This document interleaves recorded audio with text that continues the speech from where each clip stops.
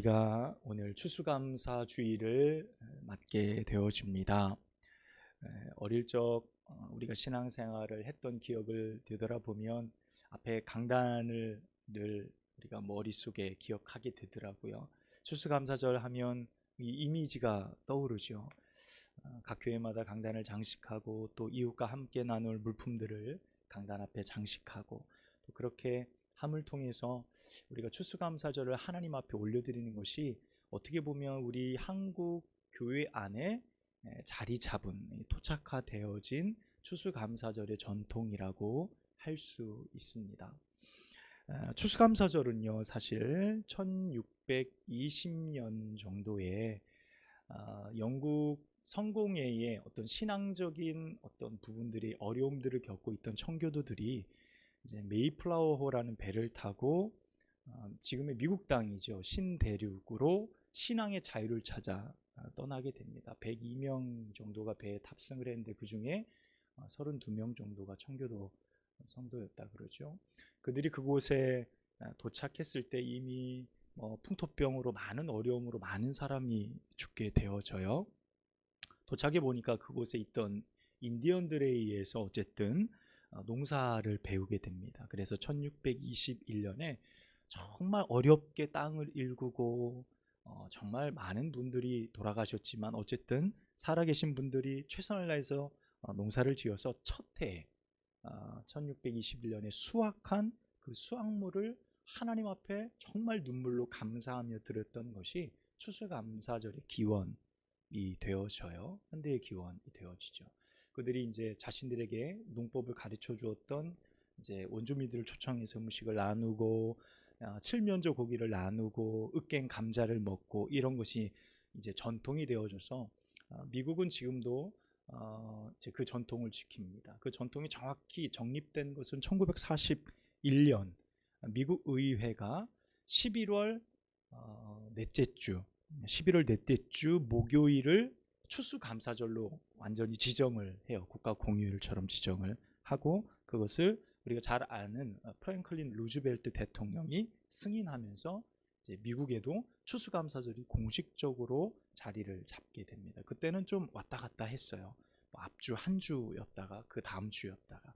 근데 이제 11월 넷째 주 목요일로 완전 확정이 되어지죠.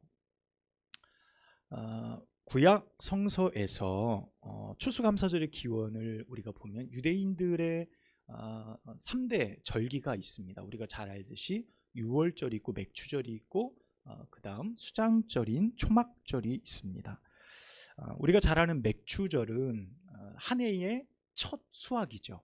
첫 수확, 처음 것을 하나님 앞에 올려드린다라는 절기입니다. 그것도 감사절이에요. 이것을 우린 칠칠절이라는 다른 용어로 부르기도 합니다. 그리고 초막절이라고 부르는 오늘 본문, 우리가 읽은 본문의 말씀은 한 해의 마지막 추수를 다 거두고 나서 그것에 대한 감사로 하나님 앞에 이래 동안, 오늘 말씀에 보면 이래 동안 초막, 작은 초막 하나를 짓고 거기에서 가족들이 나와서 우리를 인도하신 하나님에 대한 인도하심을 기억하며 초막에서 지내는 절기를 말해요. 이것을 우리가 수장절이라고도 말을 하죠. 이것이 이제 성서의 기원의 감사절의 의미입니다. 오늘날 우리가 지키는 이 추수감사주일은 19세기 우리 대한민국 땅에 미국 선교사님으로 오셨던 많은 선교사님들의 영향이 있죠. 제가 서두에도 설명을 드렸듯이 미국에 있던 추수감사절의 그 영향이 선교사님들을 통해 우리 땅에 오게 되어진 거죠. 자, 그래서 이렇게 우리 한국 땅 안에도, 한국 교회 안에도 추수감사절이라는 절기가 생기게 되어졌어요. 또한 성경의 근원으로 보면 구약 성서 안에 우리가 그 근거, 감사의 의미들을 또한 찾을 수 있습니다. 자, 우리는 매년 추수감사주일을 보내죠. 각 교회마다 그 날짜는 요즘 좀 많이 상이해진 것 같아요. 어느 교회는 10월 말에 추수감사주일을 지키는 데도 있고요. 어떤 교회는 11월 첫 주에 추수감사를 지키기도 하는데 우리 교회는 교회력을 따라서 11월 셋째 주에 추수감사주일을 지키고 있습니다. 우리나라는 과거에 농업이 기반이었던 나라였습니다. 뭐 과학이나 공업이나 이런 것들이 많이 발달되어지지 않았기 때문에 농업에 종사하는 분들이 거의 대다수였습니다. 하지만 지금은 매우 다양한 직군들이 생겨났지요. 그래서 생계를 농업으로 꾸리는 분들은 예전에 비해서 굉장히 많이 줄어드는 것이 현실이에요. 그래서 과거의 추수감사주일, 뭐 6, 70년대 추수감사주일은 사실 농업의 기반이기 때문에 그 의미가 굉장히 이렇게 맞닿아 있었습니다. 그래서 성도님들도 직접 농사를 짓는 분이기 때문에 추수에 감사하는 그런 마음은 금방 와닿죠. 그런데 요즘에는 농사를 짓는 분들보다는 다른 직군에 계신 분들이 많이 계시기 때문에 어떤 분들은 그렇게 이야기도 하세요. 나는 농사도 안 짓는데 추수감사절 꼭 지켜야 되냐? 이렇게 이야기하는, 질문하는 분들도 계십니다. 이는 뭐 약간 오해가 있는 부분들이겠죠. 우리가 감사절을 지키는 것은 내가 어떤 직업군에 있느냐에 따라서 지키는 의미는 결코 아니기 때문에 그래요. 우리가 맥주절을 지키든 추수감사주의를 지키든 우리가 살아가는 모든 삶에 우리를 먹고 우리가 먹을 수 있는 양식과 우리가 살아갈 수 있는 모든 풍요로운 것은, 그 열매는 하나님이 우리에게 주셨다라는 기본적인 믿음에서부터이기 때문에 그렇습니다. 내가 다른 직종에 있다 하더라도 하나님이 오늘까지 나를 지키시고 내가 수고하여 열매를 거둘 수 있도록 축복해 주신 것은 하나님의 은혜입니다라는 믿음에 기반하고 있기 때문에 그렇습니다. 여러분, 한 해 정말 수고 많으셨지요. 내가 열심히 하려고 그랬는데 내 자녀 어떻게 이렇게 컸지? 라고 때로는 돌아보며 하나님이 키우셨구나, 하나님이 돌보셨구나 라는 사실을 발견해 보게 됩니다. 정신없이 살다 보니까 내 몸 하나 이렇게 돌볼 겨를이 없었는데 그럼에도 이만큼 나를 지키시고 건강케 하신 하나님, 나의 인생의 숱한 고민과 어려움들 속에서 열매 맺게 하신 것, 삶의 곳곳에서 열매를 거두게 하신 하나님에 대한 믿음, 그 믿음을 가지고 우리는 오늘 이 감사절을 맞이하고 있는 겁니다. 할렐루야. 이 감사가 여러분의 삶에 충만하시기를 주님의 이름으로 축복합니다. 여러분, 이 고백이 있을 때에 우리는 진정 감사절다운 감사절을 보낼 수 있게 됩니다. 여러분, 우리 민족에게도요 익숙한 명절 있죠. 추석. 여러분, 이 추석은 감사절의 의미를 담고 있어요. 우리는 그날을 기뻐하고 또 부모님께 혹은 감사의 마음을 표현할 수 있는 분들께 선물을 드리고 마음을 전하죠. 추석은 어떻게 보면 제일 풍성한 계절이고 우리 민족의 추수, 많은 것들이 풍요로울 때 그것을 나누는 감사의 표현을 하는 절기, 감사절의 의미를 포함하고 있어요. 물론 종교적 성격은 그곳에 담겨져 있지 않지만 우리는 분명 어떤 풍요로운 풍성함 앞에 감사의 표를 이미 하고 있었던 것이죠. 우리 그리스도인들에게 감사절이란 분명 감사의 대상으로부터 시작이 되어집니다.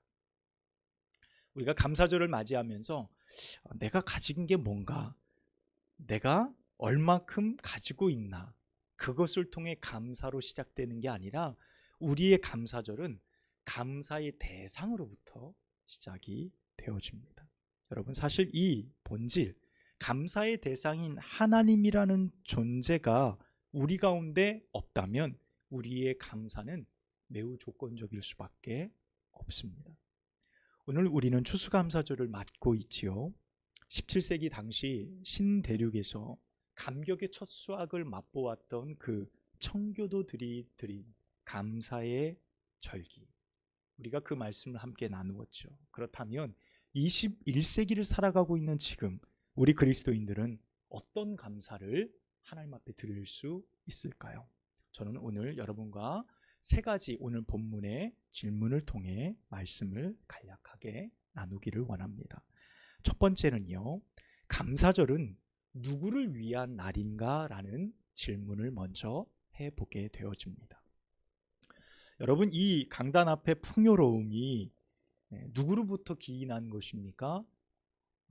하나님으로부터 기인했다고 우리는 믿음으로 고백합니다. 그러나 사실 여러분, 내 손에 쥐고 있는 물질은요 내가 수고한 결과이기도 합니다. 이것을 부인할 수는 없어요. 내가 놀면서 이 모든 것들이 생겨나지는 않았을 겁니다. 분명 우린 아침부터 저녁 때까지 수고스럽게 일하고 누군가의 눈치를 보고 때로는 쉬지도 못하고 때로는 식사도 거르고 피곤함에 무릅쓰고 직장을 다녀야 되고 아파도 쉴 수 없는 연약함 중에도 사업터를 운영하고 애쓴 힘쓴 모든 결과가 지금 우리 손에 쥐고 있는 것, 우리가 지금 소유하고 있는 것들이라고 말할 수 있어요. 이것을 부인할 수는 없죠. 우리는 더 많이 수고할수록, 더 많이 애쓸수록 내가 얻은 돈과 물질에 우리의 마음을 두게 됩니다. 맞아, 이건 우리가 한 거야. 부인할 수 없는 일이겠죠. 다만 여러분, 하나님을 믿는 우리는요, 다만 한 가지를 염두하며 살아가야 됩니다. 믿는 사람이나 믿지 않는 사람이나 세상에서 애쓰고 힘써서 땀 흘려서 수고의 열매를 먹고 월급을 받고 돈을 모으고 벌고 하는 일은 다르지 않아요. 우리 그리스도인들이라고 해서 어디 하늘에서 돈이 뚝 떨어지는 것도 아닙니다. 내가 대충 일한다고 누군가가 나에게 더 많이 주는 것도 아니에요. 우리가 살아가는 세상의 법칙은 동일합니다. 그러나 우리에겐 그들이 없는 한 가지 믿음이 있다는 거예요. 이 말을 우리가 조금 더 구체적으로 알려고 한다면 사도 바울이 우리 가운데 말한 것을 한번 빌려 이야기를 해보면 좋을 것 같습니다. 고린도전서 3장 6절에서 8절 말씀에 가보면 바울이 이렇게 말합니다. 나는 심었고 아볼로는 물을 주었을 때 열매 맺게 하시고 자라게 하시는 이는 하나님이셨다. 그런즉 심는 이나 물 주는 이는 아무것도 아니로되 오직 자라게 하시는 이는 하나님뿐이시라. 심는 이와 물 주는 이는 한 가지이나 각각 자기가 일한 대로 자기 상을 받으리라. 아멘. 바울은 이렇게 말하고 있습니다. 이 말씀은 복음을 전하는 일꾼에 관한 비유의 말씀이었어요. 그래서 바울이 나는 심었다라고 말할 때 복음의 씨를 나는 심었다. 아볼로는 물을 주었다.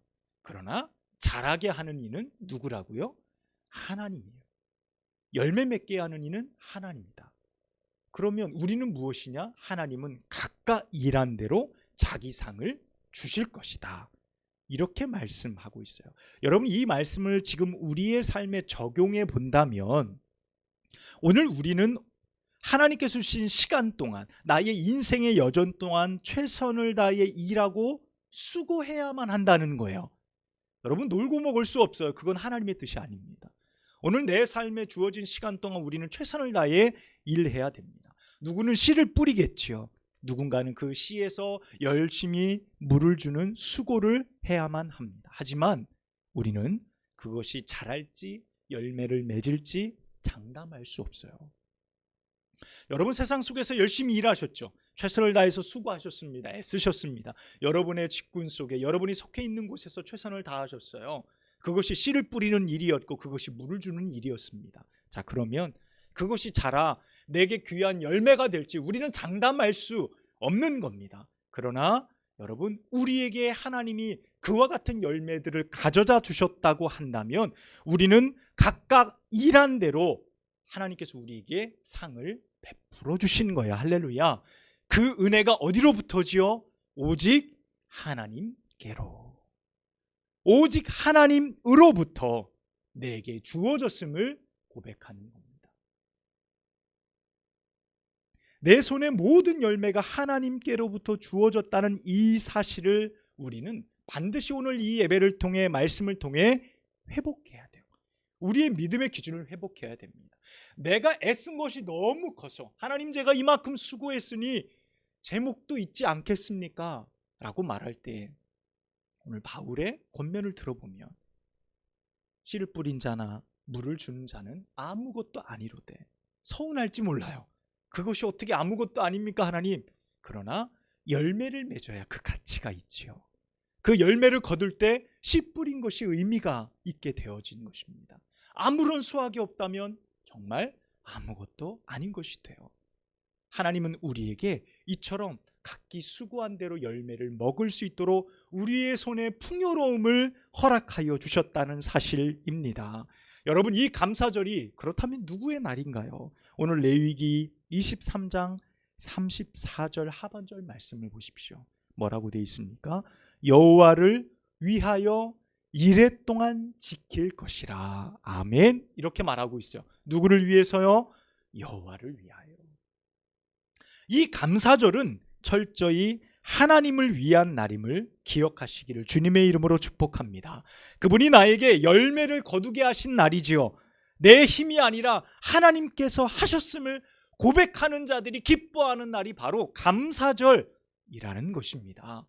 여러분, 오늘 주님을 위하여 기뻐하는 날이 되시기를 주님의 이름으로 축복합니다. 하나님께서 여러분의 인생에 거두게 하신 것입니다. 두 번째로는요, 감사로 정말 드릴 수 있겠는가라는 질문입니다.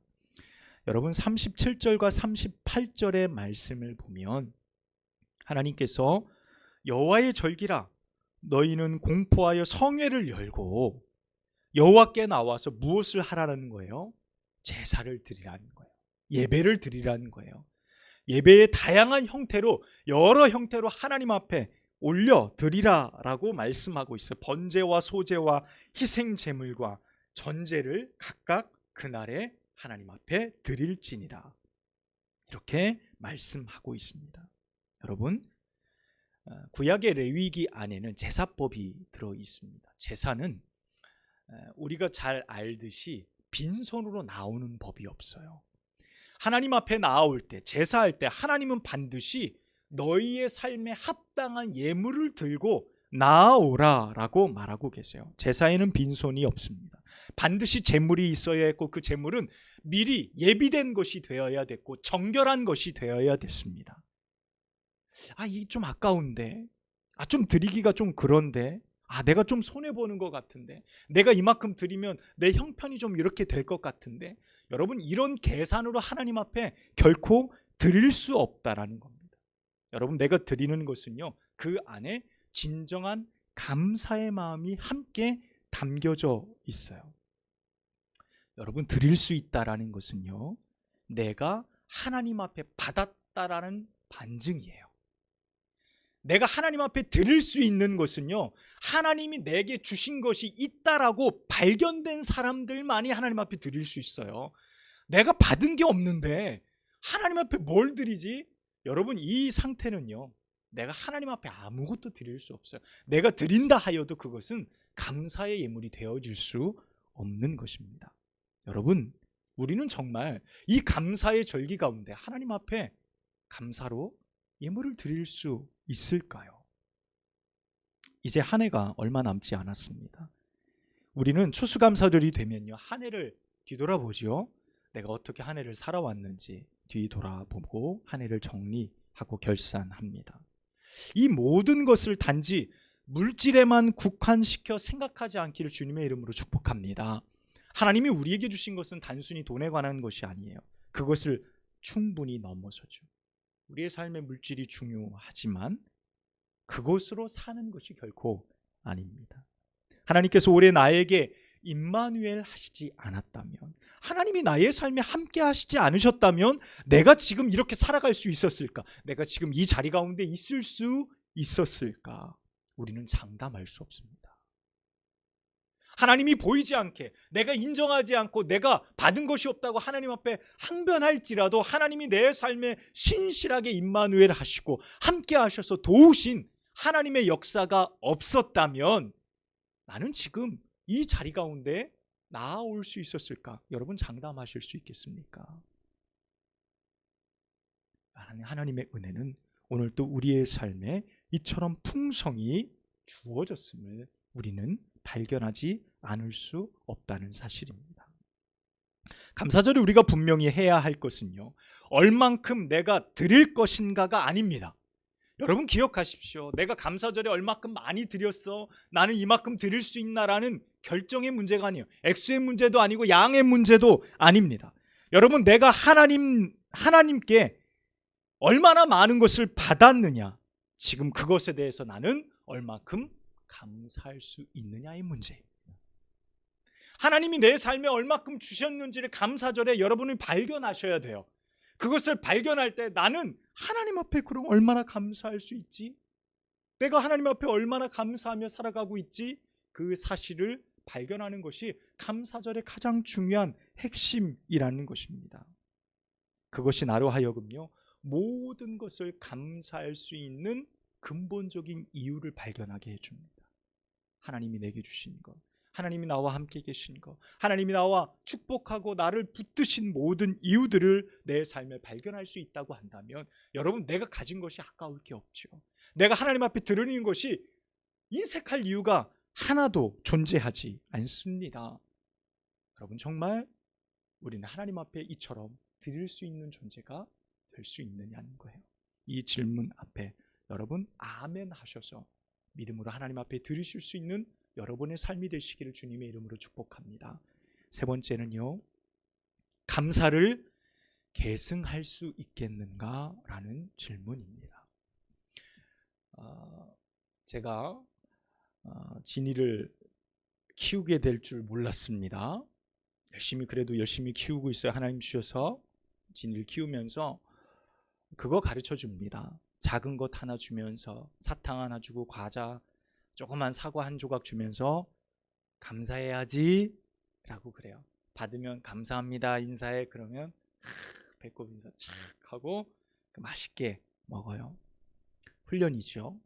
어릴 적부터. 왜냐하면 이 진이를 보면 어떻습니까? 일단 귀여워요. 일단 마음의 빗장이 쫙 풀려요.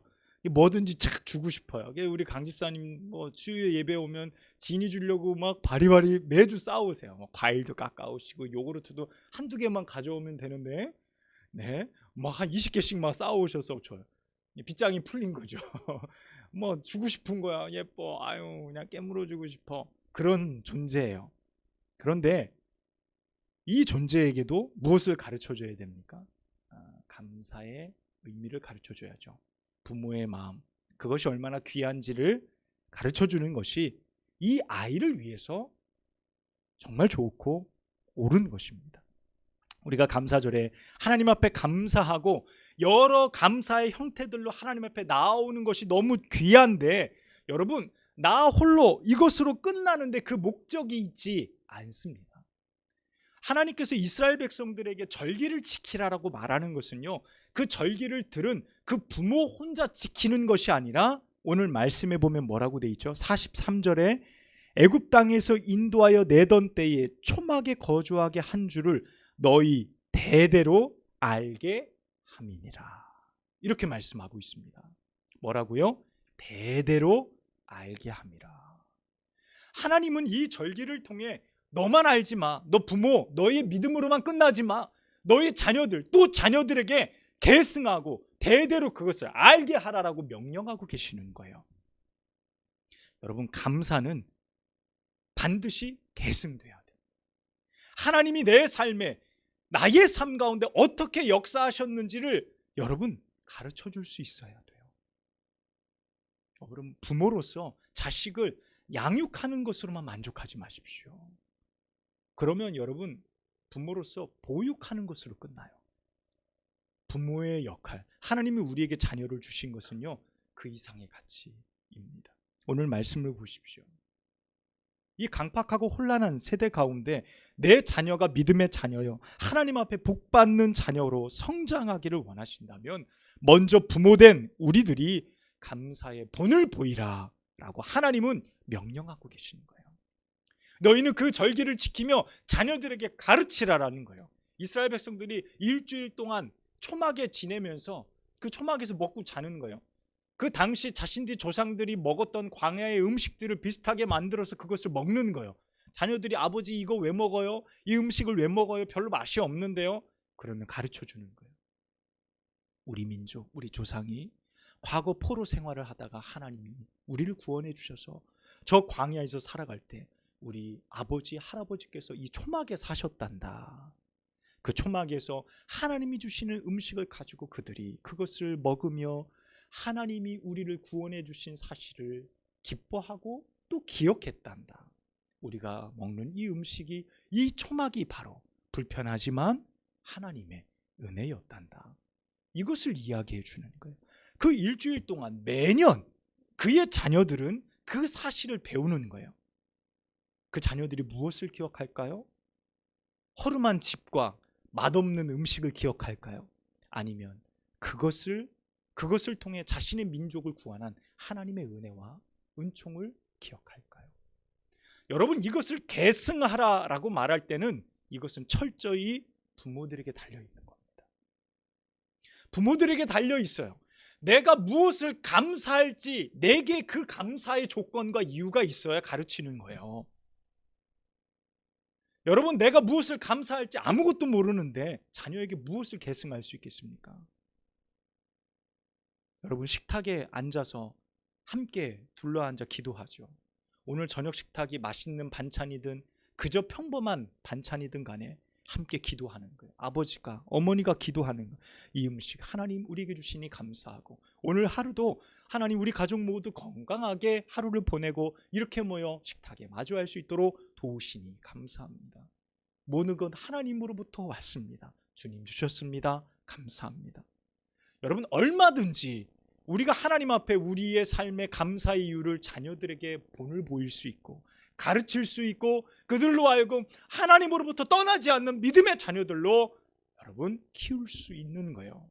그 책임이 우리에게 있습니다. 여러분, 지금 내가 누리는 것 부족할지라도요, 내 마음에 들지 않는다 할지라도요, 여러분 감사하십시오.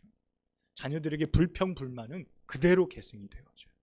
하지만 내 삶에 주신 것이 작다 할지라도 이것 하나님이 내게 주셨어. 야, 아빠, 엄마 힘들게 일하지? 수고하지? 하지만 이 힘듦과 어려움이 하나님이 우리에게 주신 좋은 수고로움의 일터야. 이 땀 흘림을 통해 얻는 것이 하나님이 우리에게 주신 복이야. 여러분, 이렇게 가르칠 수 있다면 내 자녀들은 작은 것에도 감사하고 하나님이 내게 주신 것으로 풍성하게 감사하며 살아가는 아이들로 성장할 수 있다는 사실입니다. 이 은혜가 여러분의 가정 가운데 충만하시기를 주님의 이름으로 축복합니다. 여러분, 그렇게 믿음으로 자랄 때 감사를 배운 자녀는요 결코 삐뚤어지지 않습니다. 분명 교회와 가정과 또 하나님 나라의 놀라운 일꾼들로 자라게 되어질 것입니다. 사랑하는 여러분, 이 추수감사 주일에 여러분은 무엇을 자녀에게 계승하시겠습니까? 대대로 무엇을 물려주시겠습니까?